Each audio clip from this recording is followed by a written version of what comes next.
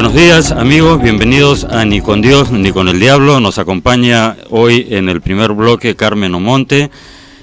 Bienvenida Carmen, gracias por estar aquí. Carmen es candidata por APP, Alianza por el Progreso, con el número 2. Tiene una dilatada trayectoria política, ha sido congresista de la República en un periodo 2011-2016. Ha sido ministra de la Mujer, ¿correcto? Así es. Ha presentado muchos proyectos de ley a lo largo de su actuación legislativa para empoderar a la mujer en diversos rubros, y bueno, ahora está tentando una curul en esta elección que coincides con los que dicen, Carmen, bienvenida nuevamente, que el partido de fondo, a pesar que se llaman elecciones complementarias como ninguneándolas, el partido de fondo y de primera división y por el campeonato son estas elecciones porque van a definir el mapa político del Perú. Gracias, Uri, por la invitación. Buenos días a todos. Efectivamente, si he aceptado el candidatear en estas elecciones, realmente es porque considero que es un tema de responsabilidad. Este Congreso, de cerca de 16 meses de gestión, va a cumplir un rol imprescindible, no solamente para recuperar la imagen de la misma institución, sino de fortalecer los valores democráticos, que nunca más un pueblo como el nuestro, sufrido evidentemente por todos los desgastes de los congresos, vuelva a aplaudir el cierre de una institución que es fundamental para un país, porque finalmente es la institución que los representa. Entonces, ¿cómo aplaudir el cierre de una institución que nos representa? ¿Se lo ganaron? Así es. Por eso este espacio en el que quiero participar, si los electores lo consideran así, va a ser importantísimo para recuperar esa imagen, para hacer una gestión lo suficientemente eficiente y honesta para que nuevamente nos enrumbemos a ese ánimo de fortalecer todas nuestras instituciones que es necesario para nuestro desarrollo. Sí, bueno, haciendo un poco, no es llorar sobre la leche derramada, haciendo un poco de autopsia, si se quiere. Efectivamente, se lo ganaron a pulso, por un lado, pero por el otro tú ves congresos en otra parte del mundo que son tan o más impresentables que el anterior en ciertos países de la ex Europa comunista, o en algunos países asiáticos se agarran a golpes y a patadas literalmente en medio del hemiciclo, y en fin, en Estados Unidos mismo el Congreso tiene unos porcentajes históricos de desaprobación inmensos, pero a nadie, es decir, yo siempre digo aquí, si saliera algún político o algún representante del Ejecutivo o alguna empresa encuestadora o quien fuera a decir hay que cerrar el Congreso en Estados Unidos, termina en el manicomio o preso, o ambas cosas. Entonces hay un tema también de educación y de cultura, y del hecho que este presidente lo agarró de némesis, de archirrival, o sea, de cuco, y ahora se ha quedado sin cuco, y el tema le puede terminar saliendo cuadras, ¿no? Les comento un poco la experiencia que tuve como congresista. Formamos junto con congresistas, con senadores de Chile y de otros países de la región, un grupo interparlamentario por la transparencia y la probidad. Se trabajó muchísimo para entender qué es lo que sucedía en este ánimo de representar a la población, y que la población finalmente lo aceptara y tuviera un reconocimiento positivo. Conversamos con congresistas de diferentes países europeos, en el caso también de Estados Unidos, y finalmente se llegó a la conclusión de que por la propia naturaleza del trabajo de un congresista, que está entre las demandas y las expectativas del pueblo, frente a un ejecutivo que toma las decisiones, fundamentalmente las presupuestales, es como que somos el relleno de un sándwich. Entonces va a ser muy difícil, y el que finalmente la población valore plenamente el trabajo de un congresista. Me estoy refiriendo al congresista honesto. El deshonesto, el corrupto, por favor, no lo voy a defender, y que finalmente la población lo destierre permanentemente. Pero el rol de un congresista honesto siempre va a ser complicado, pero tenemos que estar presentes en esta institución porque es fundamental. Es fundamental. El rol de representación, por ejemplo, dentro de nuestras reglas de juego, que somos congresistas de distritos múltiples, No tenemos, como en Estados Unidos, como en otros países, solamente un territorio y un grupo de población al que hay que representar, al que hay que escuchar y atender. En nuestro caso tenemos que atender a toda nuestra región y a todo nuestro país. Yo recibía a dirigentes, a pobladores, a alcaldes de los distritos más humildes de nuestro país que nos solicitaban que los ayudáramos a que los recibieran en diferentes ministerios, en diferentes organismos. Es un rol complicadísimo, pero había que hacerlo porque lamentablemente nuestro país es complejo, es disperso, de una geografía difícil y hay que hacer ese trabajo, pero no siempre los resultados son positivos, entonces no siempre podemos lograr como intermediarios entre este pueblo y este ejecutivo que se puedan realizar todas las obras que espera la población, entonces el ánimo siempre va a quedar en pendiente, pero hay que hacerlo, es nuestro rol y conociéndolo y sabiendo que es así, hay que asumir ese reto y esa tarea. Este Congreso lleva en las distintas listas partidarias personas con experiencia, pero también muchos novatos, ¿no? Jóvenes que seguramente tendrán mucho entusiasmo, pero al mismo tiempo no mucho, por no decir ningún conocimiento de la hermenéutica, de la mecánica parlamentaria. ¿Cómo ves en la parte operativa este Congreso que viene? Va a ser un reto para los congresistas nuevos, los que por primera vez están entrando a cumplir esa función.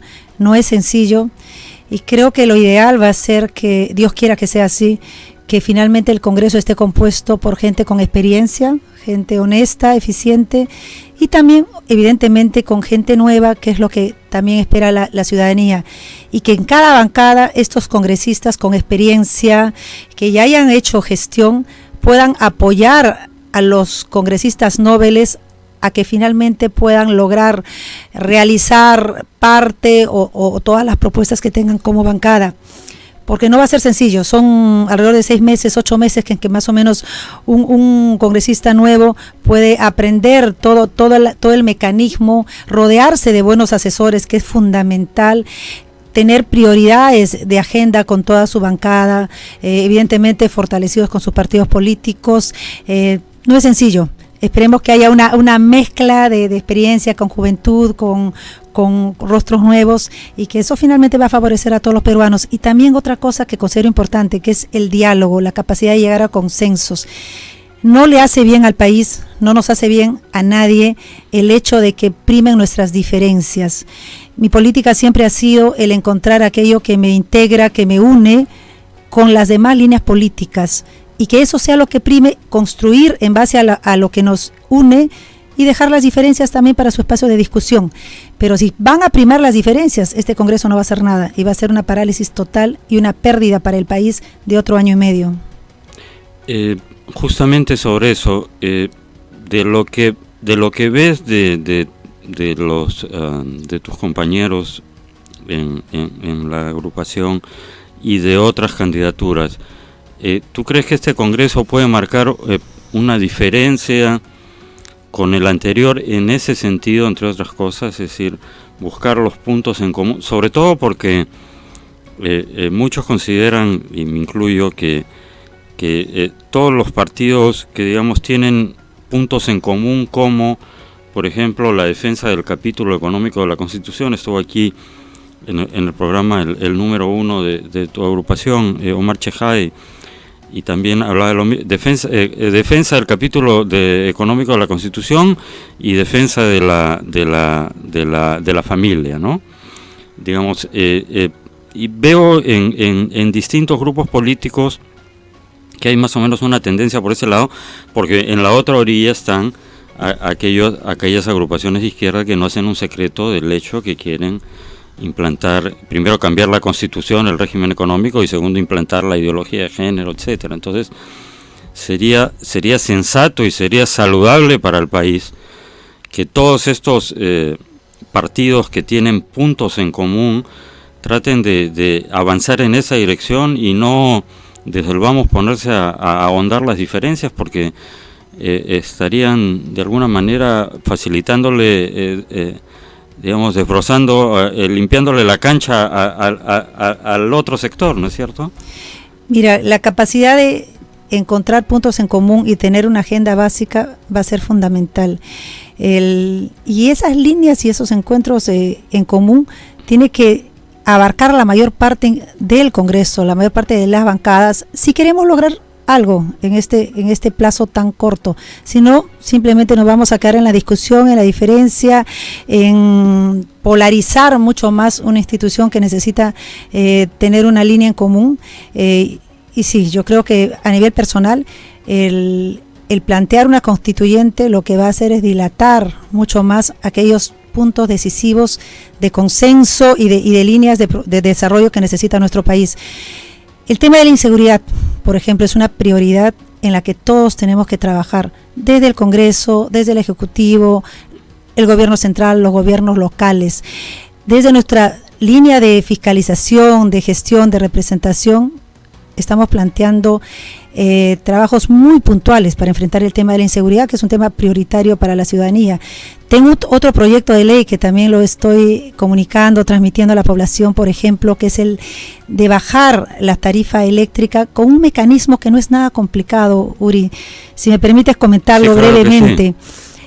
En los años 90, cuando se volaban torres, cuando se volaban centrales eléctricas, teníamos los apagones que nos atormentaban noche a noche a todos los ciudadanos en el país, se creó una ley que fue importante en su momento, que se daba una tasa de rentabilidad del 12% a todas las empresas que invirtieran en electricidad. En ese momento era necesario, obviamente, pero ya no tenemos terrorismo, ya tenemos paz, gracias a Dios.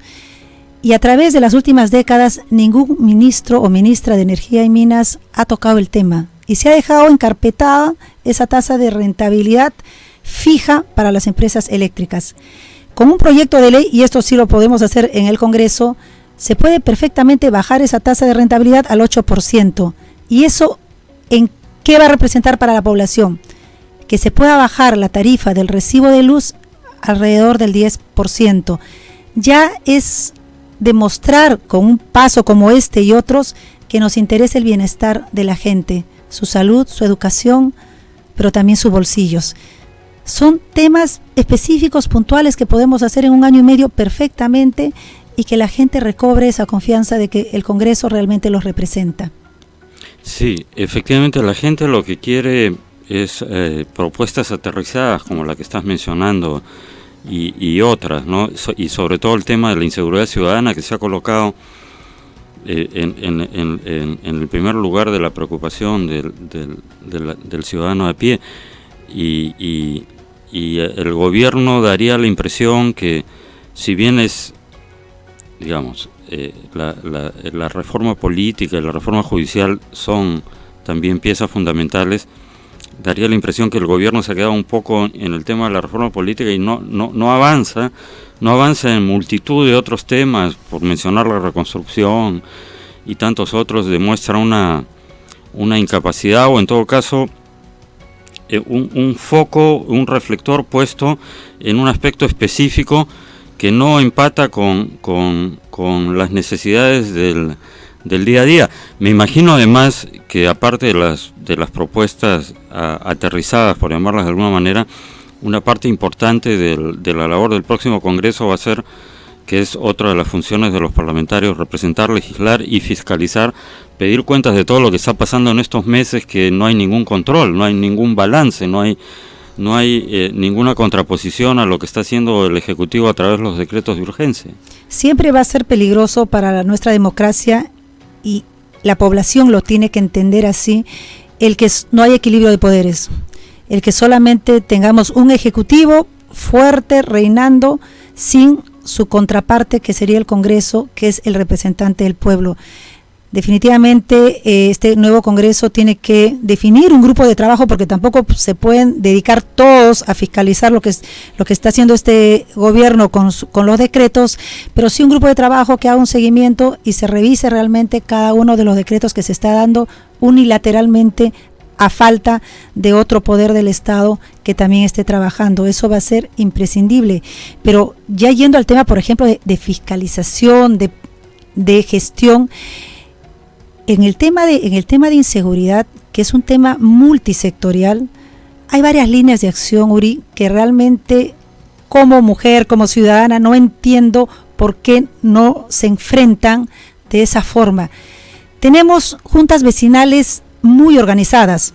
Evidentemente también hay distritos, hay lugares que no tienen juntas vecinales. Se tiene que fortalecer a nuestras juntas vecinales. Se tiene que trabajar con nuestros serenos. Un proyecto de ley que también lo tengo aterrizado, que es el de crear la escuela de serenos, con capacitación de la policía. Mira, en San Juan del Lurigancho, por cada sereno tienen que atender alrededor de 5.000 habitantes. En San Isidro, 52 habitantes serían protegidos, cuidados por un sereno. Mira esta diferencia. Y esa diferencia la vemos a nivel nacional. Tenemos que fortalecer a nuestro serenazgo. El tema del equipamiento, de los recursos para las comisarías. Tenemos alrededor de 1.500 comisarías. Por ejemplo, es un tema directo con la mujer. Se debería, y eso lo he pedido siempre, implementar dentro de cada una de las 1.500 comisarías un centro de emergencia mujer. ¿Cómo se integran juntas vecinales, el trabajo municipal, las cámaras de seguridad que sí cumplen un rol importante cuando están bien implementadas y organizadas? El tema del respeto y de la dignidad que se debe traer nuevamente a nuestra policía. Nuestra policía tiene problemas con su fondo de vivienda. Es un recurso que se ha perdido. El 2%, que es un bono que lo siguen esperando. Tienen todavía esperando que se implemente por fin el tema de la equivalencia dentro del Tribunal Constitucional. ¿Cómo podemos exigir a nuestra policía en actividad y reconocer el trabajo de nuestra policía en retiro si se les ningunea y se les maltrata de esa manera?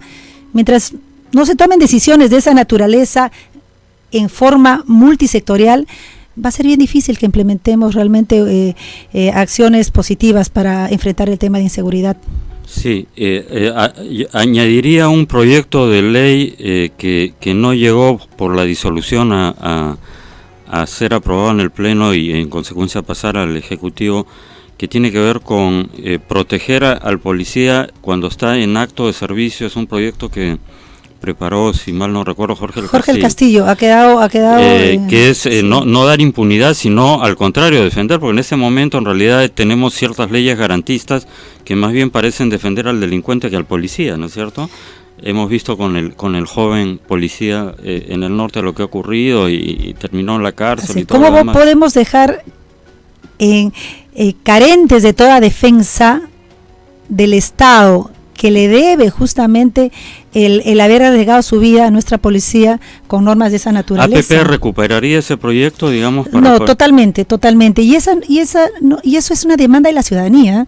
Yo recorro realmente gran parte de nuestra Lima, converso con la gente, y una de las demandas es esa. ¿Qué pasa con nuestra policía? Hablando de la policía honesta, por favor, al policía corrupto hay que denunciarlo, hay que sacarlo pero al policía honesto, que arriesga su vida, que se enfrenta contra la delincuencia, que cada vez va creciendo más en nuestro país, lamentablemente, ¿cómo lo podemos dejar en esa falta de protección? Se tiene que retomar ese tema, evidentemente. Tenemos que seguir manteniendo el tema de capacitación en derechos humanos, en realmente manejar la fuerza de nuestra policía, y esa es una tarea que le compete al Ministerio del Interior y que también colabora a la sociedad civil, pero no se les puede dejar desprotegidos. Realmente es dejar sin ninguna protección a nuestra ciudadanía. Sí, y añadiría el tema del decreto, el decreto que denunciamos en Expreso, sobre armas, ¿no es cierto? De no portar armas. Claro, o sea, tienes que elegir si defiendes tu casa o tu trabajo, pero y no puedes tener dos armas para empezar. Entonces, o tienes el arma en tu trabajo o tienes el arma en tu casa y no puedes transportarla. Entonces, si en el camino te asaltan, fuiste, como dicen los jóvenes. Segundo, los policías en servicio no pueden llevar su arma cuando están de franco, y está comprobado porcentualmente, estadísticamente, que una parte respetable de los delincuentes abatidos y demás ocurren cuando un policía está pues viajando en transporte público, de repente a alguien se le ocurre asaltar y entonces el policía están desarmando en lugar de armar. Y añadiría otro elemento, estuvo aquí en algún momento en el programa el subjefe del INEI, Aníbal Sánchez, y hay toda una recolección de estadísticas en tiempo real de aquellos distritos en el Perú y aquellas zonas en Lima donde se concentra el 80-90% de los delitos. Ya está mapeado. Está mapeado, y sin embargo esa herramienta que me parece importantísima para poder derivar recursos humanos y logísticos, es decir, si sabes que en el punto X a las 6 de la tarde todos los días arrebatan, entonces móviles, por decir, entonces pones ahí. Sin embargo no se usa, está esa que es oro en polvo, toda esa información, no la usa no solo el Ministerio de Interior, en general. Todo el esfuerzo que hace el INEI por recolectar información relevante, no veo que sea muy utilizado como herramienta, como hoja de ruta. Prácticamente todos los ministerios conducen un poco a ciegas, teniendo esa valiosísima herramienta. Y es increíble porque es un tema de sentido común. Que es el menos común de los sentidos, ¿no es cierto? Así es, si uno ya tiene la información, sabes dónde se producen la mayor cantidad de actos delictivos, dónde la población estaba vulnerable, en aquellos espacios. Por ejemplo, yo trabajé cuando era ministra con los barracones, y así, no solamente en los barracones, es en general en Lima, esas zonas donde no hay suficiente luz eléctrica en las noches, y eso también promueve el delito. La información existe, pero no se atiende. Y hablando del tema de los recursos, otro tema que también estoy trabajando es el tema de cómo ponemos topes a las consultorías. Uh-huh. Cada vez se gasta más en consultorías, alrededor de 2.000 millones en este último año, para que los ministerios hagan el trabajo que deben hacerlo con sus propios funcionarios. Son miles de empleados, sí, muchas se supone veces, que capacitados sí. en los sectores. ¿Y cómo podemos estar gastando tanto dinero que podría derivarse a enfrentar la inseguridad, a tener más patrulleros, a pagar mejor a nuestra policía, a capacitar a nuestros serenazgos, en fin, son 2.000 millones que uno los puede gastar mejor. ¿Habrá alguna que otra consultoría que sea imprescindible? Perfecto. Pero sí, pero si revisas, estoy completamente de acuerdo, Carmen, me parece eso un aspecto muy importante, muy importantísimo, porque si te tomas el trabajo de revisar en detalle las consultorías, son muchas veces absurdas y daría la impresión de que simplemente se están creando consultorías ad hoc para pagar favores a amigos o a gente afín ideológicamente al ministro que está de paso, ¿no? Duele, Uri. Yo he revisado bastante el tema de las consultorías y realmente como peruana me duele. Y muchas de esas consultorías son sobre el mismo tema. La gente se olvida un poco al año y medio. Son papelotes, mamotretos, que en realidad no están aterrizados, son entelequias, cosas absolutamente abstractas que no se aterrizan. Así es. Entonces ese dinero tiene que revisarse realmente en el Congreso, a ver, mira, ¿están funcionando o no están funcionando? ¿Qué tope se pone? ¿Qué rigurosidad se tiene que tener para que el dinero de todos los peruanos sirva en lo que debe servir? Y el otro tema, por ejemplo, con el tema ya de la eficiencia del gasto, no solamente del gobierno central, de los gobiernos locales, es el tema de servir. Servir tiene buenos gerentes públicos, pero ¿acaso en nuestras provincias, en nuestras regiones, tienen gerentes de servir? No los tienen. ¿Cómo hacer? Eso es lo que estoy hablando con mis asesores para ver qué mecanismos, si se puede hacer desde el Congreso o se puede impulsar desde el Congreso, pero para que lo haga el Ejecutivo. Por ejemplo, se obligue a que cada provincia en nuestro país tenga por lo menos un gerente de servir, que cada una de nuestras regiones tenga 3 gerentes de servir. En ejecución puede ser el tema educativo también, que es fundamental, para que vean el tema de salud, porque son temas cuyos presupuestos ya son descentralizados. Entonces hay esfuerzos que no se están haciendo, a pesar de que tenemos un espacio como Servir, que es importante, pero que esa gestión, esa capacidad de esos gerentes no se llevan a nuestras regiones, a nuestras provincias que ya tienen recursos, sobre todo las que tienen canon. Tenemos que tener ese tema creo que esas prioridades haría que nuestro país en pocos años, si se toman las decisiones adecuadas, realmente den pasos hacia el desarrollo concretos. Sí, en realidad no es tan complicado lo que mencionas de Servir, efectivamente, porque vemos en muchos gobiernos regionales que tienen capacidad pero no tienen proyectos, o terminan utilizando el dinero cuando la posta médica se está cayendo en pedazos para hacer un edificio de lunas de 8 pisos. No hay racionalidad en la asignación de recursos. Se nos va acabando el tiempo. Una última pregunta antes de cederte un minuto para que te dirijas a los amigos. Tu posición y la de APP respecto a la inmunidad, al tan mentado tema de la inmunidad, que en el Congreso anterior, y ese fue uno de motivos por el cual conversamos al comienzo, se ganaron a pulso el rechazo, es esto que daba la sensación de que postulabas al Congreso para estar blindado, ¿no? La opinión que he recogido aquí entre algunos aspirantes es que solo sea una inmunidad limitada al congresista en tanto y en cuanto forme parte de una comisión investigadora. ¿Te parece sensato eso? Mira, creo que la figura, y esto no es solamente en Perú, ya lo han hecho en Colombia, ya se ha hecho en Panamá, la figura de la inmunidad tiene que eliminarse. Creo que el mejor ejemplo que tenemos que dar los que queremos aspirar a tener un espacio de poder es tener los mismos deberes y derechos que el ciudadano de a pie. Esa es una posición personal que la estoy trabajando en el partido, creo que tengo el apoyo en general de los candidatos. Yo he sido miembro de varias comisiones investigadoras. Mira, el que no la debe, no la teme. Finalmente, si fortalecemos todo nuestro sistema de justicia, vamos a saber que si se nos acusa ilegalmente, pues también vamos a salir adelante. Se tiene que eliminar, en eso estoy de acuerdo totalmente con la propuesta de esta Comisión de Alto Nivel de Reforma Política en ese punto. Entonces, para mí, se debe de eliminar la inmunidad, no es necesaria. Finalmente vamos a encontrar mecanismos de protección a través de nuestro propio sistema de justicia al que tenemos que fortalecer. O sea, tú la eliminarías 100%, totalmente. 100%, no temo, creo que nadie debe de temer, y si son labores que resultan dentro de nuestras permanencia en nuestras comisiones de investigación, pues también tendremos que salir adelante al frente. Yo creo que la ciudadanía, los medios de comunicación, si evidentemente se está tratando de afectar a un congresista honesto que está dentro de una comisión investigadora cumpliendo una función, va a salir adelante, va a salir bien librado, así que no debemos de tener ningún temor. Finalmente, Carmen, llegamos al final.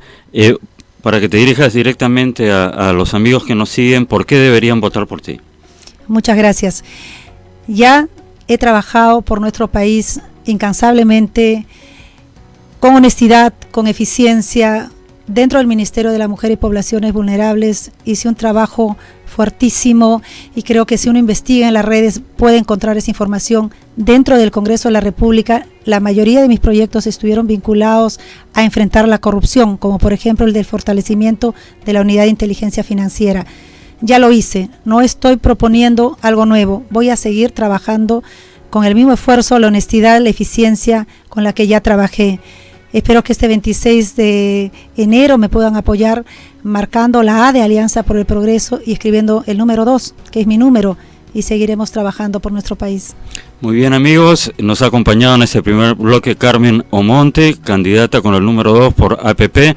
Regresamos luego de un breve corte con nuestro siguiente invitado. Gracias.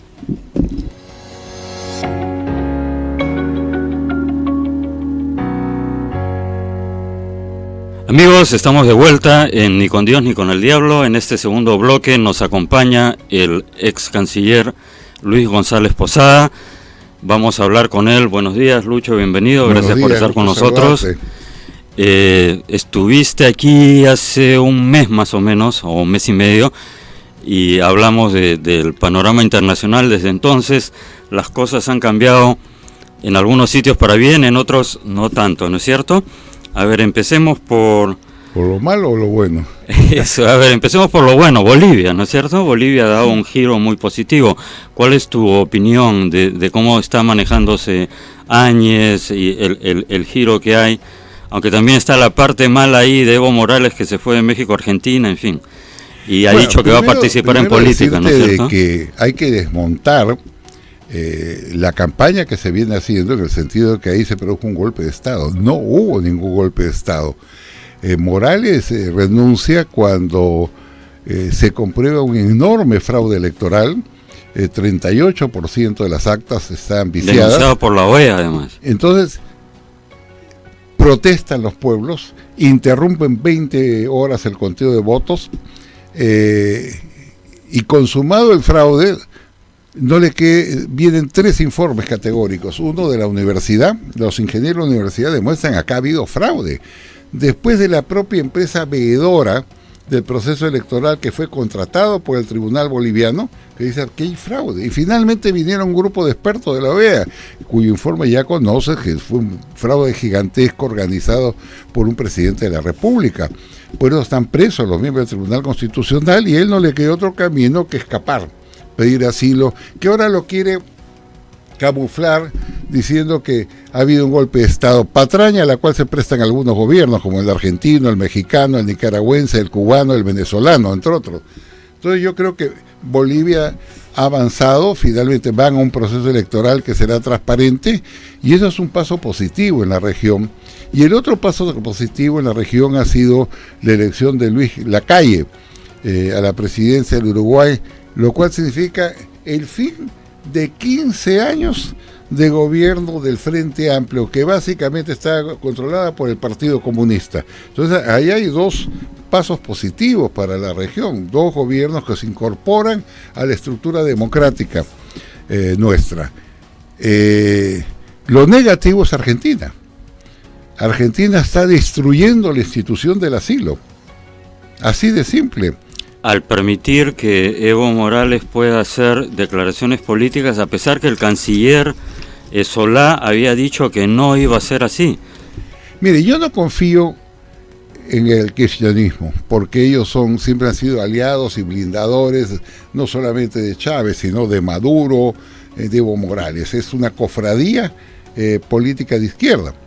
No confío, primero porque ni bien salió los resultados de las elecciones, Fernández y la señora Kirchner saludaron el triunfo, la victoria electoral de Evo Morales. O sea, avalaron el fraude, en dos palabras. Segundo, no han reconocido a la actual presidenta.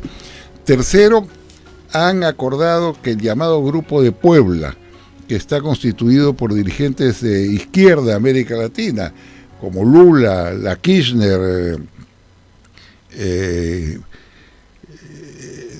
la señora Roset, Correa, trasladar su sede a Buenos Aires, Argentina. Es ellos, la nueva sede de este nuevo grupo de izquierda, que viene a ser una suerte de foro de Sao Paulo, pero constituido por personalidades, ¿no? Una tercera mala señal.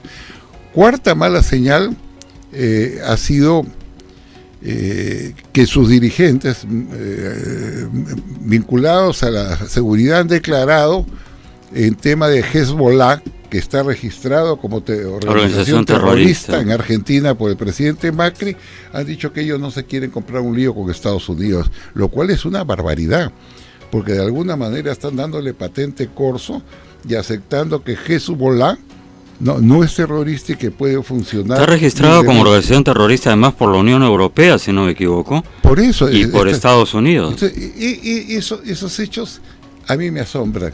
Me asombran también que el nuevo gobierno argentino respalde a Maduro. Me asombra que respalde a Nicaragua.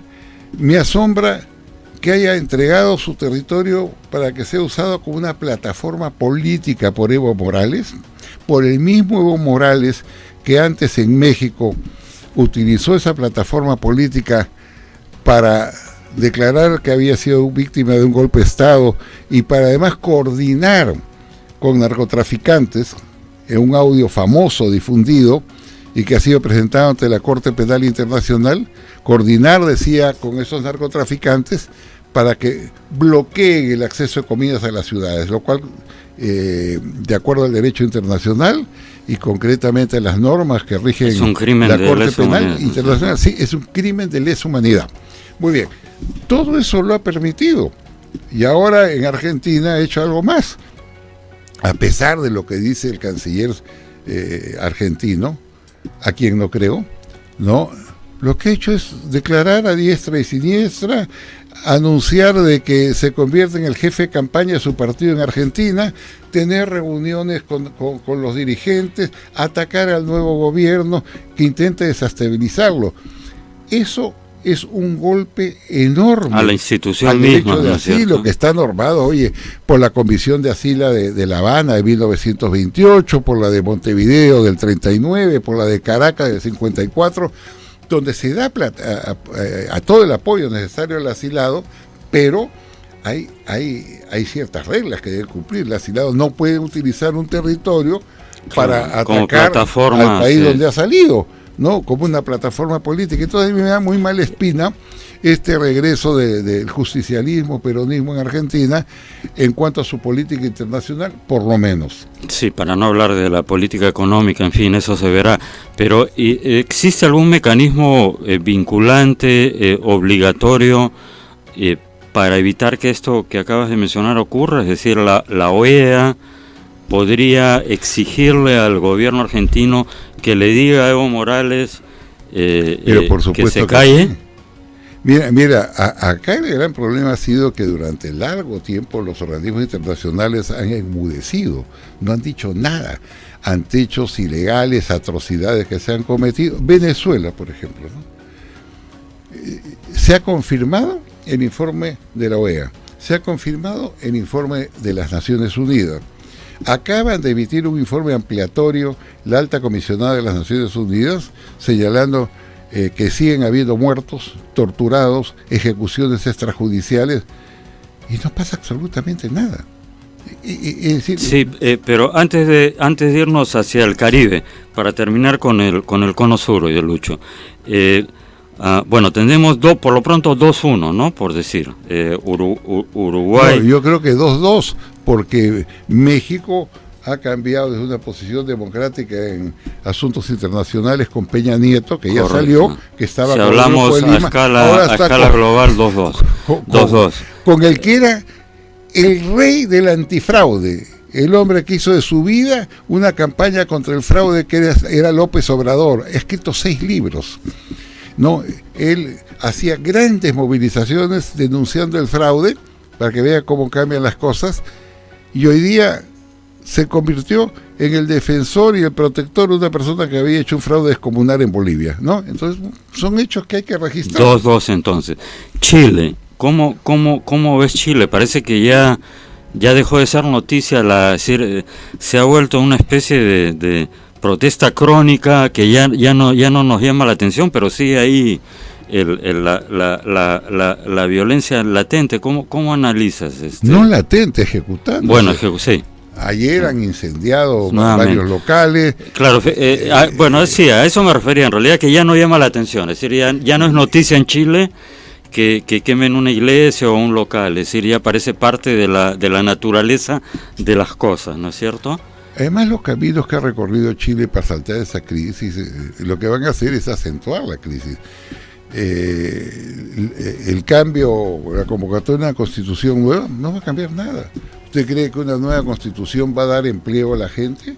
¿Va a mejorar la economía de los chilenos? ¿Por una nueva constitución van a aumentar los salarios? ¿Van a bajar el precio de los combustibles, de las medicinas, de los alimentos? No, para nada. Obviamente es la izquierda, porque no quiere la constitución de Pinochet, como aquí la izquierda peruana quiere cambiar la constitución así. Para que no sea la de Fujimori. Entonces, yo veo pues las complicaciones que tienen, se están azotando, los parlamentarios han decidido bajarse su sueldo a la mitad, ¿no? Se están flagelando, ¿no es cierto? Están pidiendo disculpas y le están dando más aire y más dientes. Van a pedir más y más y más, claro. Porque, por ejemplo, han bajado el precio de la luz, el precio de los medicamentos, han aumentado las pensiones, todo eso se va a reflejar en la caja fiscal y se va a reflejar el recurso que Chile no va a tener para aplicarlos, por ejemplo, en la construcción de hospitales, de escuelas y en el bienestar de los ciudadanos. Yo no veo bien a Chile, yo veo un gobierno muy golpeado, ¿no? Que tiene 2 posibilidades: o seguir dando vueltas en un tema que no lo puede controlar, porque evidentemente ha pasado mucho tiempo y se ha demostrado que no lo puede controlar, o decir, bueno, hasta acá nomás. Vamos a convocar a elecciones anticipadas y que el pueblo chileno elija la alternativa que quiere. Es una lástima porque Chile es un país que ha avanzado bastante, es un país que tiene muy buenos registros de crecimiento y de bienestar. Tiene, como en todo lado, desigualdades. Las desigualdades no acaban con un decreto, desigualdades hay en Estados Unidos, en Rusia, en Francia, en China, en Ecuador, en el Perú, en todo lado. Pero estamos pues ante una situación en Chile realmente, como tú dices, dramática, confuso, que parece que no tiene cuándo acabar. Entonces sería 3-2 para los malos. Y ahora vamos a ver qué pasa, ¿no? Porque todavía es muy prematuro. Yo creo que de alguna manera El problema de Chile, lo leí ayer un artículo, es que no se sabe con quién conversar. O sea, no hay un dirigente o un grupo de dirigentes que concentren la plataforma de reclamos y que con ellos puedas conversar, decirle, mira, si yo rebajo los aranceles, por ejemplo, para el ingreso de medicinas a Chile, a la mitad, eso significa que el Estado deja de captar al año, por ejemplo, 500 millones de dólares. Y si deja de captar al año por ese concepto 500 millones de dólares, la forma de cubrirlo es anulando partidas presupuestales, ¿no? En construcción de hospitales o de colegios. Entonces, tú conversas casi con fantasmas, ¿no? Y eso ha generado un gran aturdimiento.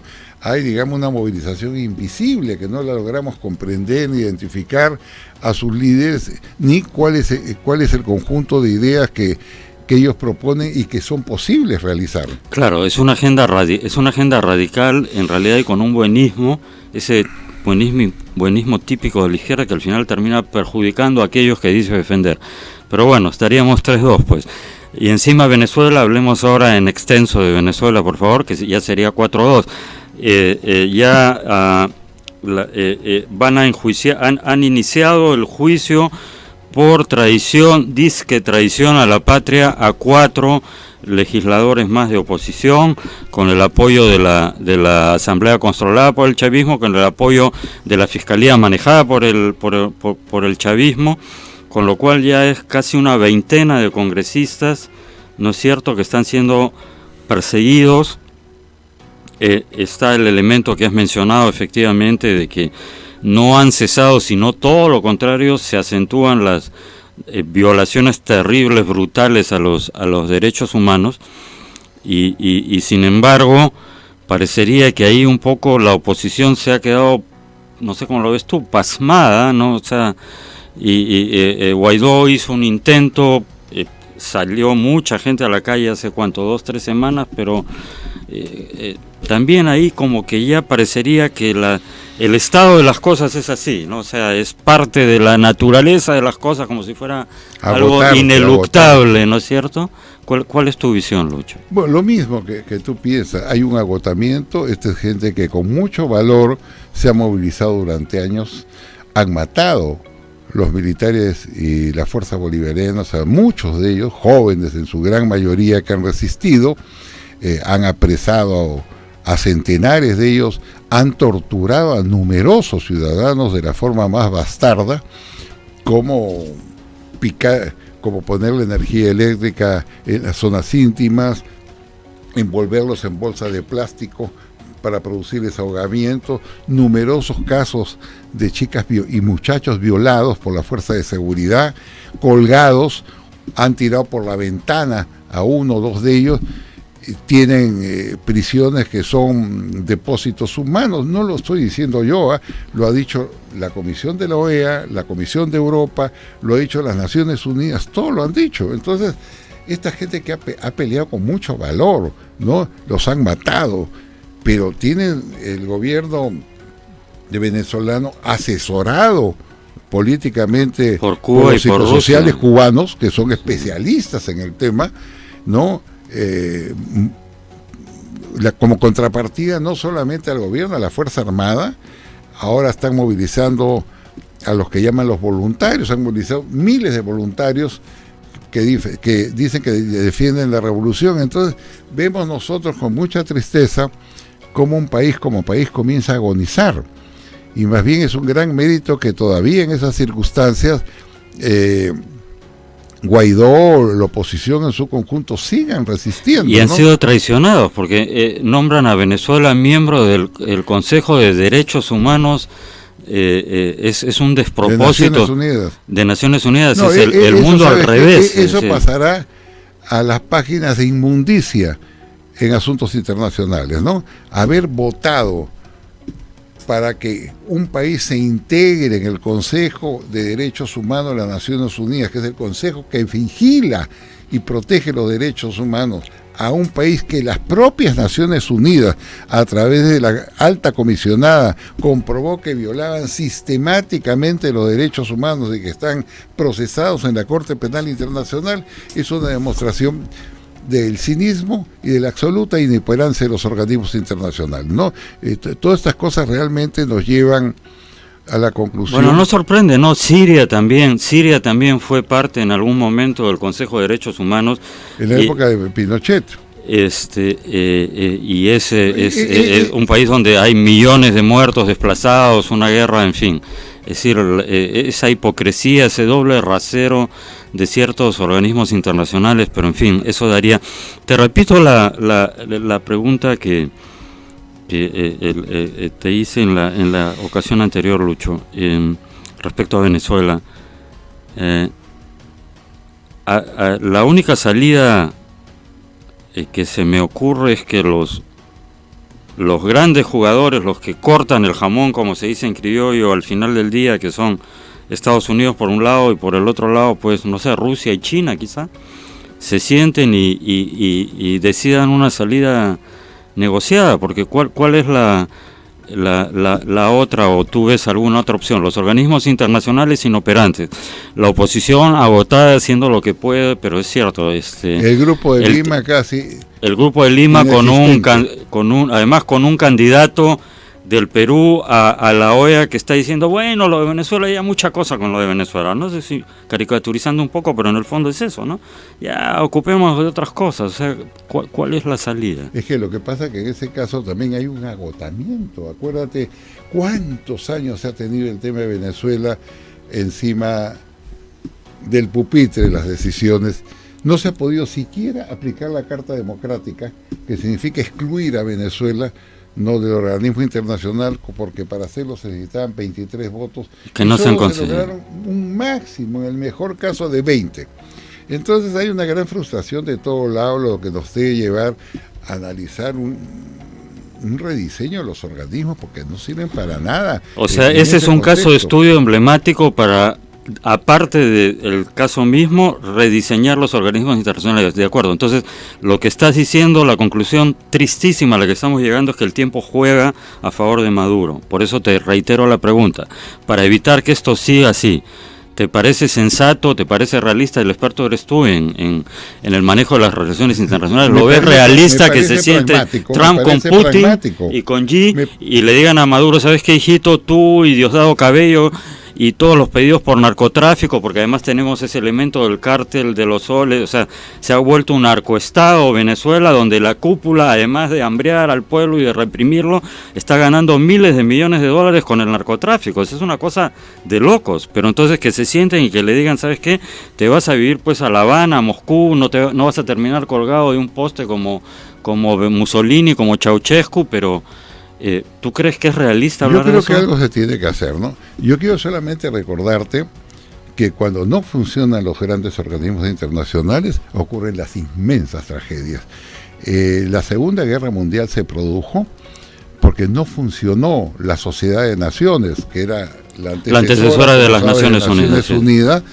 Hitler mataba, Hitler perseguía población judía, masacraba a sus ciudadanos, se anexaba a países y la Sociedad de Naciones... Se